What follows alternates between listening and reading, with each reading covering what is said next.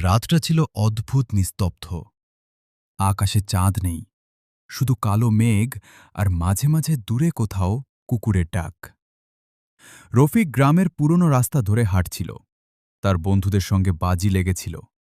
পুরনো জমিদার বাড়ির সামনে গিয়ে 5 মিনিট দাঁড়িয়ে থাকতে পারলে সে জিতবে। জমিদার বাড়িটা অনেক বছর ধরেই পরিত্যক্ত। লোকজন বলে সেখানে নাকি অদ্ভুত সব ঘটনা ঘটে। কেউ রাতে গেলে ফিরে এসে আর আগের মতো থাকে না। রফিক এসব বিশ্বাস করত না। বাড়ির সামনে পৌঁছে সে দাঁড়াল। ভাঙা গেটটা হাওয়ায় কুকিয়ে উঠল। ক্রিক! শব্দটা শুনে তার গায়ে কাঁটা দিল। তবুও সে সাহস করে ভেতরে ঢুকল।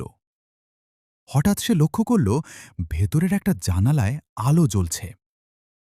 এটা কিভাবে সম্ভব? সে ফিসফিস করে বলল। ধীরে ধীরে সে বাড়ির ভেতরে ঢুকল। মেঝেতে ধুলো, মাকড়সার জাল, কিন্তু সেই আলোটা পরিষ্কার দেখা যাচ্ছে। সে এগোতেই দরজাটা নিজে থেকেই বন্ধ হয়ে গেল। থাম! রফিক ঘুরে তাকাল, কিন্তু দরজা খুলল না। ঠিক তখনই সে শুনল কারো পায়ের শব্দ। টুপ টুপ টুপ।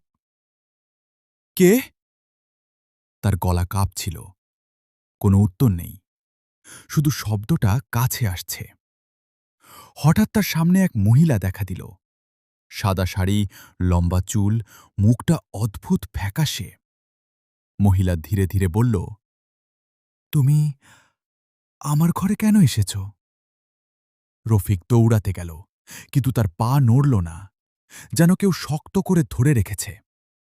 মহিলা এগিয়ে এসে ফিসফিস করে বলল, অনেকদিন পর কেউ এলো।